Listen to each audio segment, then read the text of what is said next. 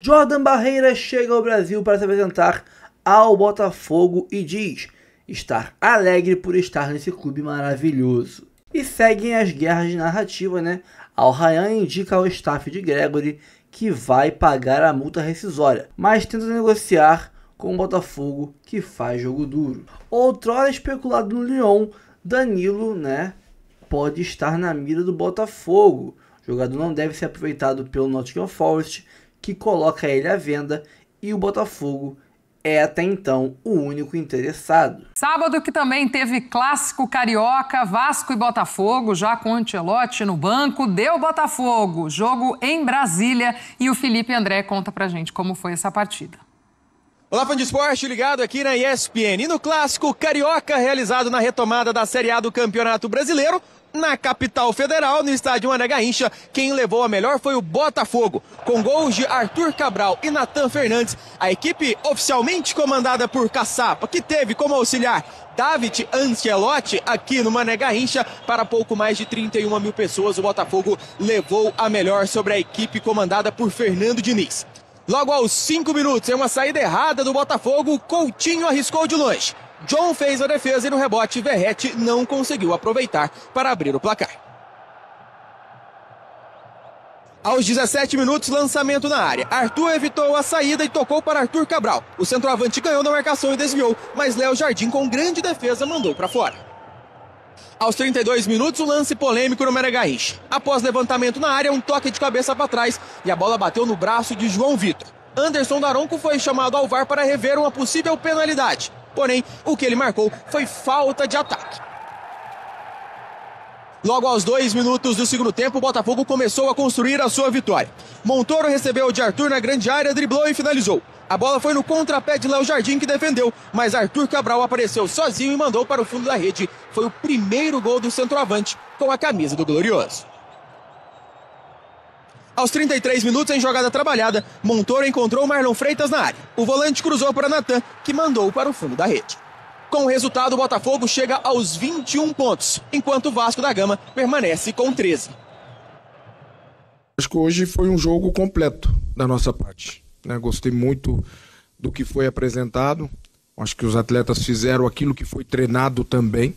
Sabíamos da dificuldade que é sempre jogar contra os times do Diniz, né? Então, mas hoje eles entraram decididos a voltar para casa com a vitória. No primeiro tempo, para o final, a gente já começou assim, perder um pouco de espaço no campo e ficar um pouco desorganizado. E no segundo tempo a gente tomou um gol cedo. Aliás, os 2 gols do Botafogo e praticamente todas as chances criadas foram de erros nossos e jogada de transição, de contra-ataque, é uma coisa que o Botafogo faz muito bem, já faz algum tempo. Então, essa semana, de maneira especial, ela foi a pior semana nossa de treinamento. Foi uma semana que gerou muita dúvida de escalação, de se o Coutinho ia jogar ou não, e acaba mexendo um pouco com a estrutura que a gente tinha. As equipes agora se preparam para voltar aos gramados por competições diferentes. Na quarta-feira, o Botafogo vai receber no Newton Santos o Vitória pela Série A. Já o Vasco da Gama, na terça-feira, encara o Independente Del Valle, partida válida pela Copa Sul-Americana. Pois é. Teve clássico no Rio também, né, Glenda? Teve clássico no Rio com Cláudio Caçapa no comando. Foi em Brasília. Perdão, aliás, vou falar o seguinte, foi em Brasília e o gramado estava uma bucha. A quantidade de areia, o jogador chutava areia. É impressionante como não resolve isso. Sabe quanto custa para ter um gramado zero? Você trocar a grama e manter ela durante o ano inteiro? Não. Você não gasta 2 milhões de reais. É dinheiro de pinga pro futebol. Não, um absurdo ter uma partida do Campeonato Brasileiro com um gramado desse. Areia.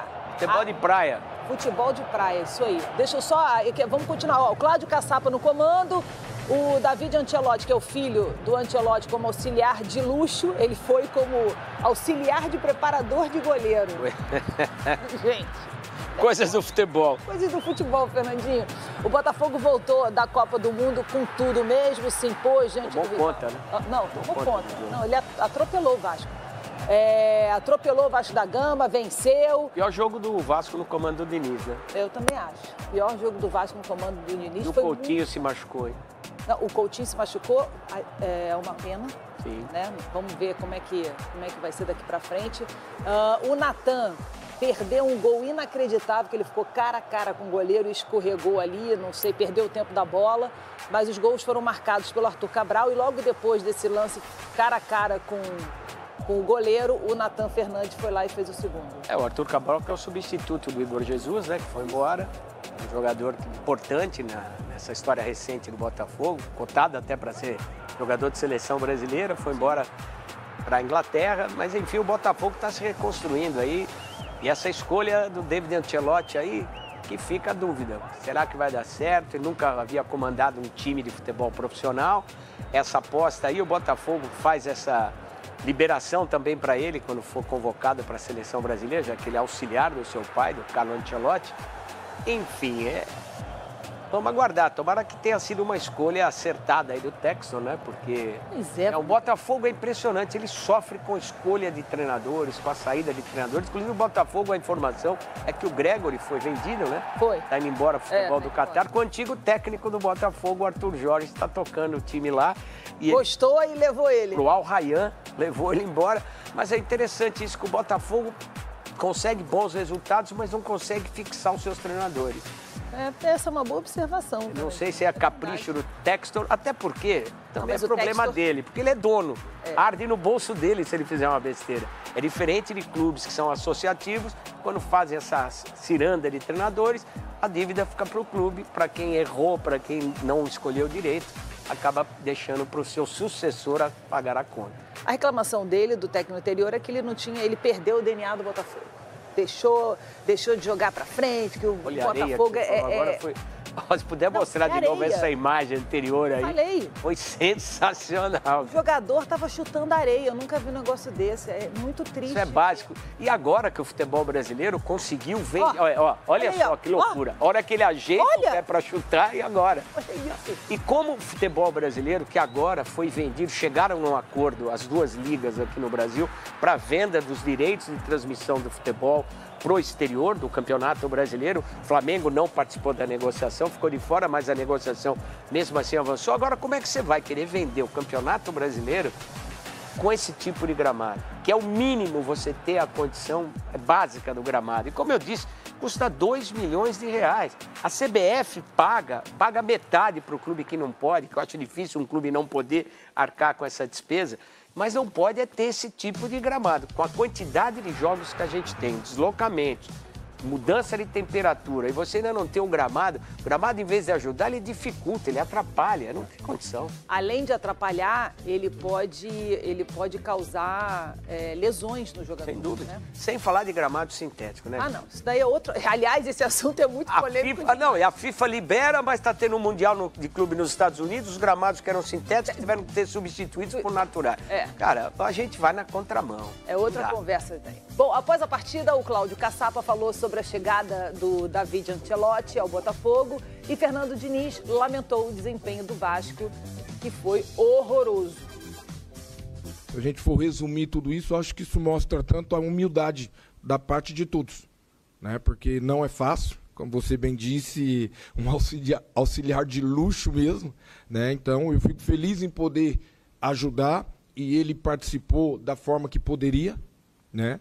Mas eu acho que com a bela vitória que nós tivemos hoje, vem a coroar a semana. Porque a semana também foi muito leve, né? A chegada dele foi muito leve, é um cara bem simpático, um cara aberto, um cara muito humilde, não somente ele, mas o restante da comissão também. Eu acho que isso os jogadores viram e transformaram isso hoje numa bela vitória. Essa semana, de maneira especial, ela foi a pior semana nossa de treinamento. Foi uma semana que gerou muita dúvida de escalação, de se o Coutinho ia jogar ou não, e acaba mexendo um pouco com a estrutura que a gente tinha. E a própria lesão do Adson, que era o jogador que também que estava treinando melhor, daqueles jogadores que não estavam iniciando, era a primeira opção de troca para mim, do meio para frente, era o Adson.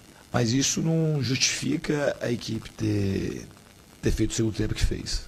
Acho que a gente jogou muito abaixo do que era para jogar. Eu tenho uma responsabilidade grande nisso e vou corrigir. A gente não pode tomar os gols que a gente tomou, e as chances do Botafogo no segundo tempo foram muito evitáveis. Existia, no primeiro momento, um pouco de desorganização. O primeiro gol não, nem foi desorganização. E também nem o segundo. Direção errada de passe e uma demora que a gente não vinha tendo, desde quando eu cheguei aqui, de fazer retorno defensivo. Então, são coisas que isso a gente não poderia ter errado e são correções fáceis de serem feitas. Olha só para a gente olhar aqui, para arredondar essa história, o Vasco está em 14º lugar no campeonato, certo? Pertinho da zona de rebaixamento, 2 pontos. Exatamente, 2 pontos da zona de rebaixamento. O Santos ainda vai fazer esse jogo, o Vitória também ainda vai jogar, que são os 2 clubes que estão abaixo do Vasco, com 11 pontos cada um. Ou seja, uma vitória desses 2, acabou, o Vasco pode entrar na zona de rebaixamento no final dessa rodada. Então, é assim, se a gente começar a olhar, os times aqui do Brasil que não jogaram o Mundial tiveram tempo para treinar. Uns tiveram mais, outros tiveram menos, porque resolveram dar mais tempo de férias ou menos tempo. Mas pelo menos há 10, 15 dias, todos eles estão treinando. Mas sabe o que me chama a atenção, Glenda? Normalmente as coletivas após os jogos é muito mais reclamação do que... a gente foi bem, a gente não foi. Sempre a justificativa, ela é muito mais presente, ela é muito mais comum do que você falar de virtudes. Eu acho que isso é um problema que a gente tem que começar a entender no futebol brasileiro. Por que se reclama tanto? Por que não se valoriza o que acontece de bom? É interessante, se você olhar, pode perceber, a maioria das entrevistas dos treinadores, principalmente, elas estão ligadas a reclamações. Eu tô contigo, tá? Eu também acho. Eu acho que acontecem coisas boas... que são deixadas de lado. Que são deixadas de lado. Obviamente que acaba puxando a atenção muito mais para o errado, para o julgamento até, às vezes, do que para o lado... não se valoriza o que tem de bom. Do que tem de bom. Concordo com você, tá? Eu sou desse grupo aí. Então, vamos aos meus palpites agora? Falando em palpite, eu adoro palpitar. Eu já falei, eu não sou comentarista de futebol. Sou repórter, sou apresentadora, amo futebol, entendo de futebol, mas não como os comentaristas entendem. E adoro dar palpite. Palpite é a melhor coisa.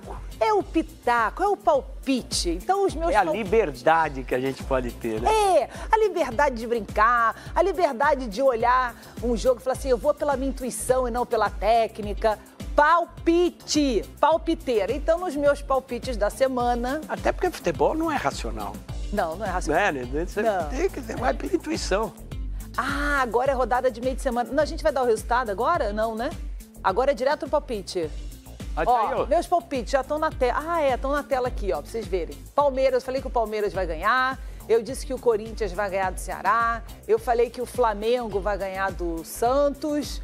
O Botafogo vai vencer o Vitória, o Bragantino vai vencer o São Paulo, vai jogar em casa, inclusive. E o meu palpite entre Fluminense e Cruzeiro é que vai dar Fluminense. O Botafogo, que teve, assim, mais ou menos a estreia do David Ancelotti, o pessoal tá apelidando ele de filhote, inclusive, né, lá no Rio de Janeiro. Porque ele não tá regularizado no BID. Então, ele pôde ficar ali na área técnica, mas ele estava como auxiliar do treinador de goleiros. Eles deram ali um jeito, né, de dar uma driblada para que ele pudesse pelo menos estar ali, viu? Mas com a presença dele, já com os primeiros trabalhos dele que ele fez ao longo dessa semana, estreou uma vitória 2-0 sobre um dos principais rivais do Rio de Janeiro, sobre o Vasco, né? Chegar com essa cara nova, mano, você acha que o Ancelotti pode ser uma boa surpresa? Pode, talvez, repetir um desempenho parecido como a gente viu do Abel lá em 2020? Acho que sim, Jairo, porque o Botafogo é um time que ele tem feito investimentos. De vez em quando não paga também, né? Verdade. Mas que tem contratado, tem. O Botafogo ele sempre vem com times aí extremamente fortes. Por mais que a gente pense, mas o Botafogo esse ano não vai pegar no breu. Porque são jogadores que muitas vezes, Michel, Leandro, o próprio Jairo, nossos amigos que estão em casa, eles chegam sem ter aquele quilate, olha, aquele jogador que vem reluzindo, aquele jogador que vem chamando a atenção da mídia. Cara, se a gente pegar, por exemplo, o Tiquinho Soares, há 2 anos, o Botafogo jogou muito, no Santos tá jogando, mas no Botafogo ele fez o que precisava fazer. O próprio Igor Jesus. Se a gente falasse, meu time tá contratando o Igor Jesus, quando o Botafogo contratou, não era um cara extremamente cobiçado. Assim como o Marlon Freitas, assim como o Gregory, assim como outros tantos jogadores, o Savarino, que o Botafogo tem no seu elenco, e que jogam muito e chegaram no Botafogo realmente sem ter aquela pompa toda. Então o Botafogo é um time que ele tem contratado pontualmente e muito bem. Eu acho que esse técnico também é um cara promissor. É claro, não dá pra gente já cravar, olha, vai fazer um baita de um sucesso, mas diante do que ele tem na mão e o conhecimento também que já provou, aí vem de berço, eu acho que é um cara que vai dar certo no Botafogo sim. Inclusive esse moleque aí, esse Nathan Fernandes aí que marcou o segundo gol do Botafogo, que esse moleque joga, meu irmão, eu sinceramente não conhecia não, mas esse moleque joga muito. E acredito sim que o Botafogo é um time que vai surpreender no Campeonato Brasileiro, mesmo com essas ausências no pós-mundial. É possível, Michel, que dê essa arrancada na sua avaliação também? Não, sim, eu acho que o Mano foi... Como todo mundo recebeu o elogio dele hoje, eu vou falar que ele foi perfeito também. Sua vez.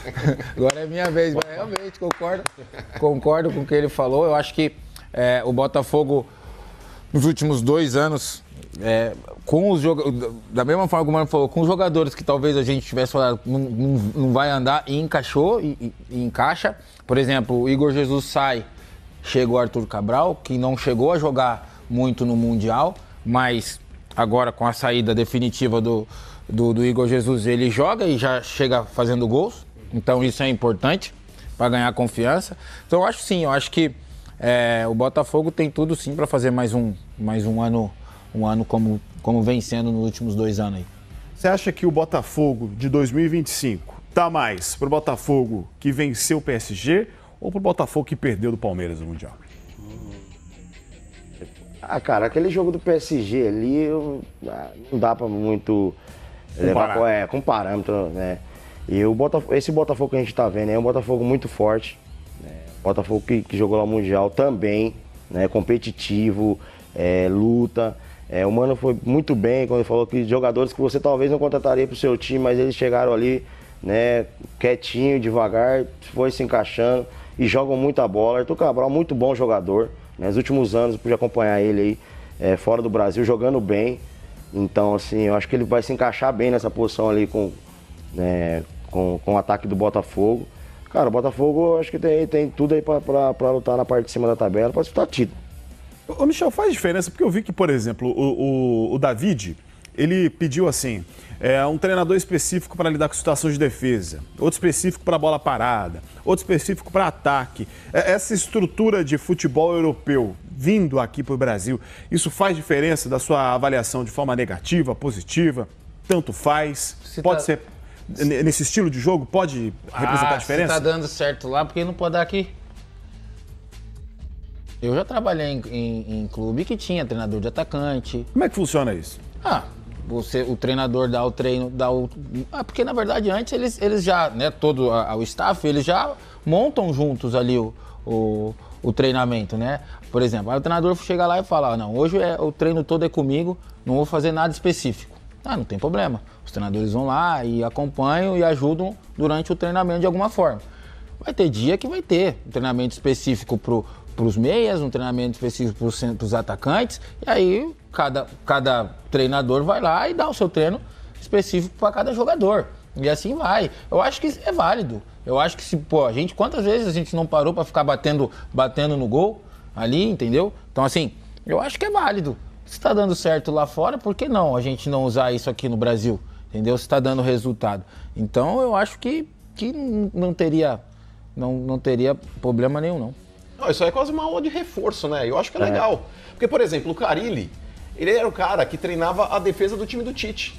Tem muita gente que não sabe disso, mas o Carille era o responsável pelos treinamentos defensivos do time do Tite. Todo mundo fala, o Corinthians defende bem. Era trabalho do Carille. É que o Carille, depois que ele largou ali pra virar um treinador, ele não teve tanto êxito. Por mais que ele tenha sido vitorioso no Corinthians, mas não teve uma carreira tão próspera. Eu queria até saber do Leandro, do Michel, se eles estavam lá quando um presidente do São Paulo, não lembro quem foi à época, que ele quis ensinar o Márcio Santos a cabecear uma bola. Lembra? Teve um presidente de São Paulo que ele... não tava, né? Mas daí é loucura. Aí é muita coisa. Pelo amor de Deus. Aí, com todo respeito, aí é a hora que você tem que olhar pro dedo e falar assim. Vamos ver aqui quem é. O meu presidente. Você paga nós, mas não vou nem escutar o que você tá falando. Entra aqui e sai por aqui. Aí não, pô. Cada um na sua, né, pô? É a mesma coisa que eu bater lá na porta dele e falar, você tem que fazer assim. Não, pô.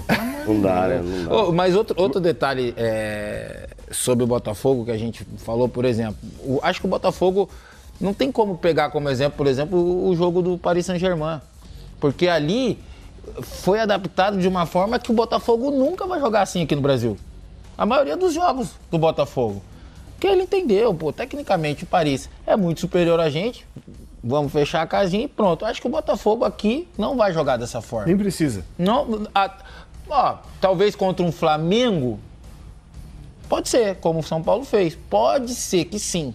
Se não, e outra, com todo respeito, o Botafogo vai jogar 100 vezes contra o Paris Saint-Germain, no momento atual hoje, vai ganhar uma. Sim. Ó, a gente tá falando, por exemplo, de um jeito diferente, de um estilo diferente, né, que vem dos europeus. Paulo Sousa, por exemplo, começou a usar telão, né? Na época que estava no Flamengo. Olha lá, a gente tem até a imagem aí, ó, do uso do telão à época do treino, tá vendo? Enquanto estava todo mundo ali na beira do gramado, esse telão dando algumas instruções para os jogadores ficarem olhando e não durou muito tempo, né? Depois de 30 jogos, acho que ele deu tchau para a gestão. Esse tipo de inovação aí faz diferença? Ou isso é mais do mesmo? É o cara que quer utilizar ali o telão, a tecnologia para fingir que faz alguma coisa? O que você acha, mano? Eu acho que é legal, cara. Se você pegar, por exemplo, tem situações aí que você utiliza até um drone para analisar taticamente o jogo ali, enfim. Dentro de um treinamento, às vezes aí fica mais fácil para o jogador até assimilar alguma recomendação, falar, tá vendo, você tá caindo muito por aqui, eu quero que vocês joguem mais por ali. Eu acho que tudo que for em termos de tecnologia para ajudar até na compreensão, porque de vez em quando você vai falar aquele futebolês, o jogador gosta daquele papo aí daquele jogador que é boleiro, igual o Renato Gaúcho. Ele vai entrar na mente do jogador porque ele fala do dialeto que o jogador também fala. E é aquele cara que tem um poder de persuasão pela característica que ele tem. Mas você vai pegar um cara mais formal para tentar ser boleiro, não vai dar certo. Ou você vai tentar aquele cara mais formal para passar uma pré-eleição, o Leandro e o Michel podem falar melhor, o cara vai dormir na pré-eleição do cara porque é um cara chato, é um cara chato. E o Tite tornou-se esse cara chato também, não dá pra ouvir o Tite falando. Mas se você pegar, por exemplo, ali um telão, às vezes aí com drone, eu acho que é legal, cara. Eu acho que tudo que for aí pró-futebol e o cara entender ali o que o treinador quer, eu acho que é válido, cara. Deu resultado, amigão. Tanto faz. Se tiver dando resultado, bora. Quem foi o treinador mais chato que já te deu pré-eleição? Pô, mais chato? Pré-eleição? Aquele cara que você fala, mano, vou dormir aqui. Pô, eu acho que... Porra. Você deve lembrar, mano. Cara, vou te falar, vou falar que todas as pré-eleições quando eu estive lá na Alemanha foram chatas. Não entendia nada que o cara tava falando. O tradutor tava lá pra te orientar. Tinha dia que não tava nada. Tinha dia que não tinha, né? Eu só seguia os pontinhos. Vai pra lá, vem pra cá. Na Rússia é a mesma coisa, sem intérprete. Pô, teve dia lá que eu peguei e não tinha intérprete não, filho. E aí você tinha que ficar lá meia horinha. Ele, não, pra um lado e pro outro. Aí eu tinha que fazer cara de consertado lá, mas consertar como? Tá entendendo nada? Não tinha nenhum companheiro pra ajudar? Alguém que entendia mais? Porra, quando eu cheguei lá tinha um peruano só, que era o Farfán, lembra do Farfán? Tinha um peruano. Né? Quem mais? Depois o Rafael veio depois. O Rafael é um brasileiro que jogou muito tempo lá, não sei se vocês lembram, meia, jogou muito tempo lá na Alemanha. Jogou se eu não me engano, muito tempo não é o Hamburgo. No Borussia? Jogou no Borussia Mönchengladbach lá. Jogou lá. Mas a carreira dele toda lá fora e ele foi pra lá depois e fala muito bem alemão. Então ele depois no final acabou me ajudando um pouquinho. Mas antes, filho, aí aquela preleção lá pra mim era chata, pô, porque eu não entendia nada. Mas brasileira, arruma uma treta aqui no Brasil. Brasileira? Não, brasileira... E você, Leandrão? Um treinador chato, assim, não, nossa, assim, de pré-eleição de chato não, mas de longas pré-eleição, tipo assim, 1 hora de pré-eleição, 1 hora e pouco, era dos Anjos. Passava de 1 hora e pouco de pré-eleição. Goiás, pegou ele no Goiás? Peguei ele no Fortaleza. É muita coisa, cara. Eu acho que vai de cada treinador, né? Já peguei treinador que nem pré-eleição dava, porque ao longo da semana ele já falava tudo, então não precisava falar muita coisa. Depende, cara, depende. E no Japão? Eu lembrei um. Fala aí. Pode falar. Solta. Eu lembrei um, mas não é brasileiro, não. O Michel não quer se comprometer. Não, mas não, é que eu lembrei. Mas não, mas eu joguei com... Não, pô, porque, por exemplo, no São Paulo eu peguei gringo pra caramba. Peguei Osório, peguei Balsa. Osório você ganhou uns bilhetinhos. E a do Osório era ruim. Porque falava muito? E os bilhetinhos? Vai demais. Eu peguei um bilhetinho dele só. O que ele falou pra você no bilhete? Não vi. Nem leu. Jogou fora. Tava perdendo, pô. Que se dane bilhetinho. Pô, eu perdendo, eu vou ter que ficar. Que tempo que eu tenho pra ler bilhete? Pô, tá de sacanagem, pô. Não, pô, nem vi. Nem vi. Será que a Todo preleção respeito, mas do não Abel vi. é chata? Será que é muito longa? Não sei. Não sei, viu? Não acompanha quase nada, né, cara? Hoje você não vê mais nada que acontece dentro do clube. Mas não deve- Os caras também só mostram quando ganha, né? Que o cara chora, né, mano? Que faz aquele reboliço. Quando perde também fica bravo. Mas dá resultado. Não sei se é chato. Dá resultado. Aí uma série de resultados negativos. O Botafogo, voltando do Mundial também, fez até uma participação legal, apesar de ter sobrado para o Renato Paiva. O Arthur Cabral, aquele, Ceará, Palmeiras, estava na Europa, veio para o Botafogo e abriu o placar, aproveitando uma grande defesa do Léo Jardim, ele pegou a sobra. E o Natan Fernandes tinha perdido um gol um minuto antes, assim, cara a cara. Aí fez esse aí, o passe que veio da direita, assim, é um primor, né? Do Marlon, né?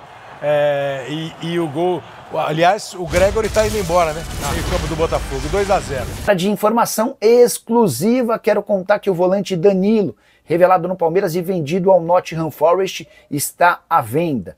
O clube inglês comunicou aos representantes do atleta que pretende negociá-lo. O Danilo não será utilizado na temporada que está por começar.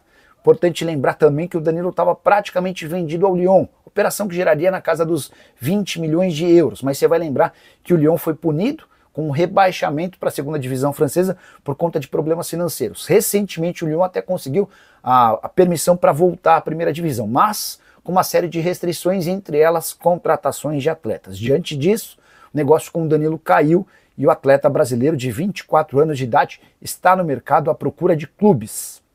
Quero informar também que em janeiro o Napoli, a Inter de Milão e o Betis haviam sondado o jogador.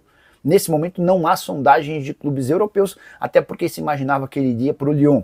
Já o Botafogo é o único clube brasileiro que procurou representantes do atleta, demonstrando a intenção de contratá-lo.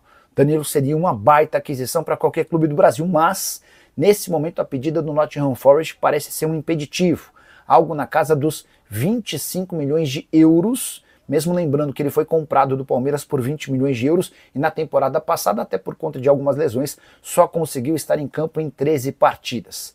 Pergunta que eu deixo para o torcedor palmeirense. Richard Rios deve ser negociado nos próximos dias.